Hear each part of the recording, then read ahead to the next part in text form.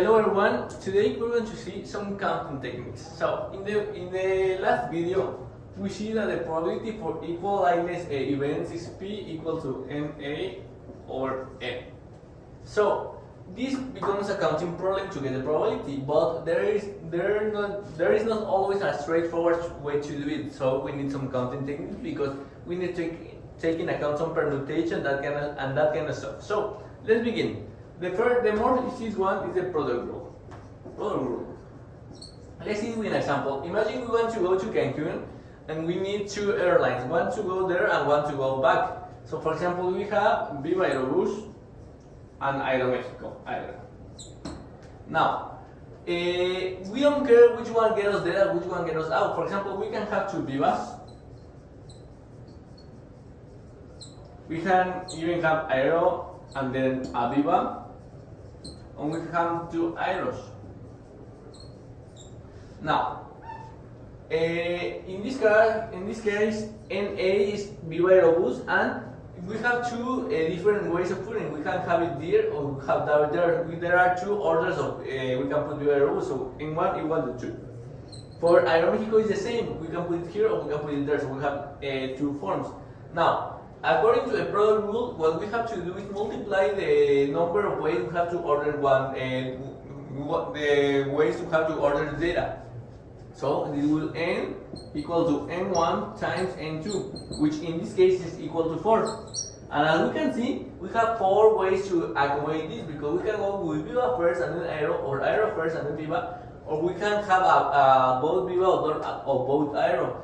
These have 4 different ways of doing it. As you can see, in this case, the order is important because it's different going first with Viva than going first with Aero. They are different cases. So we can generalize this rule. So let me erase this. And this is for a k-tuple. A k-tuple is basically a vector as we have with Viva and Aero.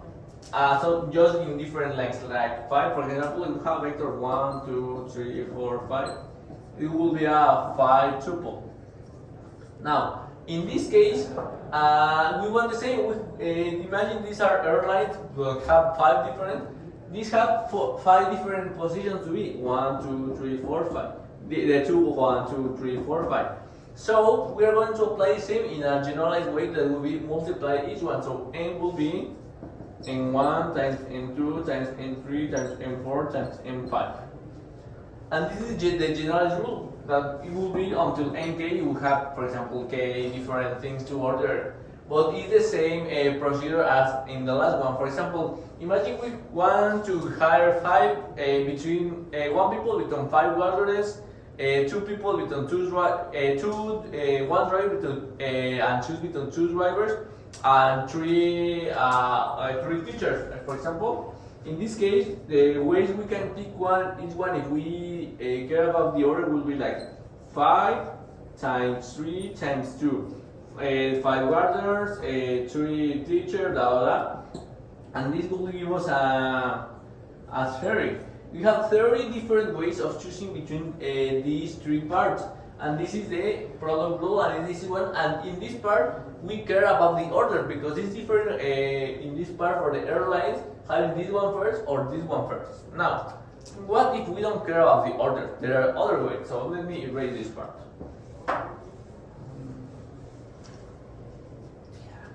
Okay. So imagine we have 9 volts.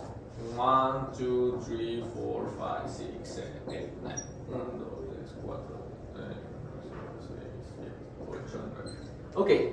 And imagine we want to put them in 2 boxes. Box 1 and box 2.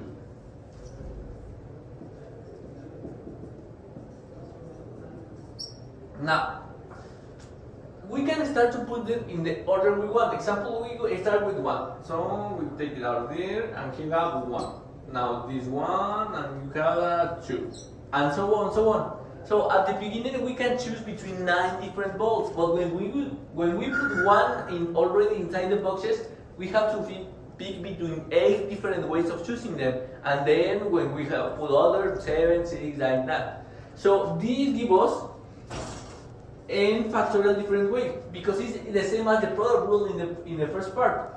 But here, instead of having like a fixed length vector, our length vector starts to be smaller and smaller depending on the way we are picking this stuff. So here we start with a 9, then with 8 bars, then 7, so on, blah, blah, blah. So it's different. So we have n factorial ways of putting them. Now, these balls, we don't care about the order because as we see they are equal, they are the same object and it doesn't matter how we order them. So there is something else because, for example, we have here 4, it will be 3, 4, 5, and we have the rest. It will be 7, 8, 9, 8, 9. Now, inside these boxes, for example, let's assume that here I put k balls, and which means that in box 2 there are n minus k. Now, since we don't really care about the order of the box, we don't care of the accumulation because we can put here first the 1, or first the 5, then the 4, then the 3, or at the last the 3 or that. We don't really care. Here inside this, as in this part, it will be k factorial because we put 1, it remains 3 spaces. We put other, it remains 2 spaces. And we apply also the product rule, but here also the size is getting, we have less size for putting balls, and for this part is the same, n minus k factorial.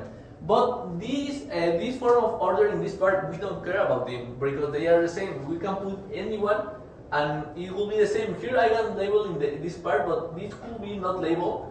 So these are not labeled and we don't care about this part. So what we are going to do here is that these parts are going to divide it by the quantity of the box. For example, we don't care about this permutation, so at the end we want to divide between these. So our way to put it in, this is the notation for this part, the kind of part, and it will be n factorial over k factorial over n minus k.